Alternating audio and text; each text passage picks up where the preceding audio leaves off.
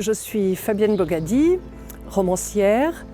Je publie prochainement mon troisième ouvrage, mon troisième roman auprès des éditions La Veilleuse à Lausanne, que je remercie d'ailleurs.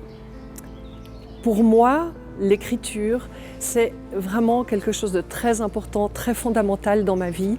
J'ai su très jeune, je devais avoir 6 ou 7 ans, quand j'ai compris que j'avais envie d'écrire. Ce rêve est né, et ce rêve est né parce que j'aimais beaucoup lire. J'étais vraiment très émue par d'abord les histoires pour enfants que je lisais, mais ensuite les romans. Et j'ai lu énormément, sans écrire d'ailleurs, à part quelques poèmes.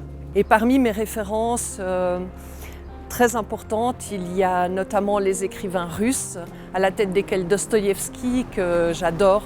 J'adore son style, j'adore son humour, j'adore son côté grinçant, sa vision très lucide de la vie et des êtres.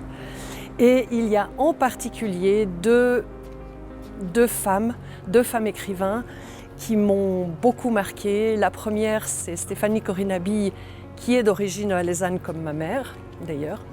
Et l'autre, Agota Christophe, qui est d'origine hongroise, comme mon père en fait. Et c'est tout à fait un hasard si j'ai aimé ces deux femmes. Je ne me suis jamais dit « Oh, elle est valaisanne comme moi, donc je vais aimer ce qu'elle écrit ».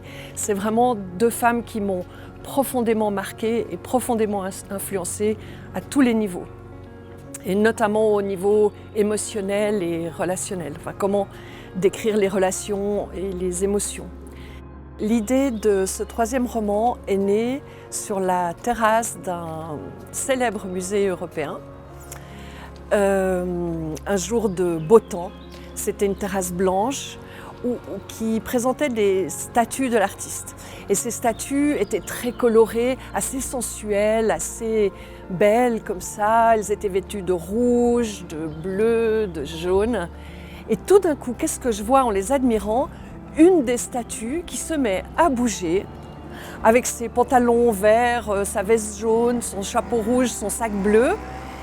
Et en fait, elle ressemblait tellement aux statues qu'il y avait quelque chose de très mystérieux, comme une tension entre une personne vivante et des statues immobiles. Et l'idée du livre est née à ce moment-là.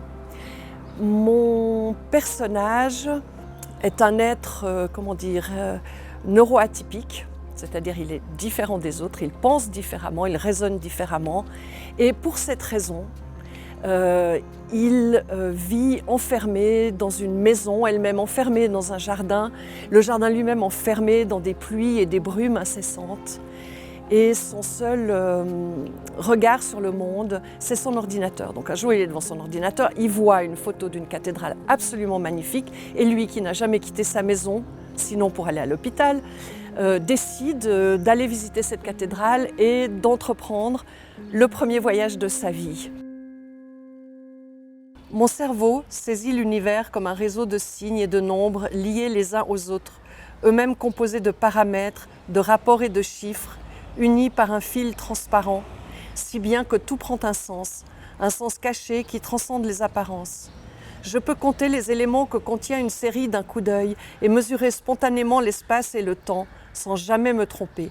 Je peux même commuter et extrapoler ces mesures à une quantité infinie d'échelles et de réalités. Le monde est un monstre tourmenté, et le mesurer, c'est y mettre de l'ordre. Quand je compte, les masques capitulent.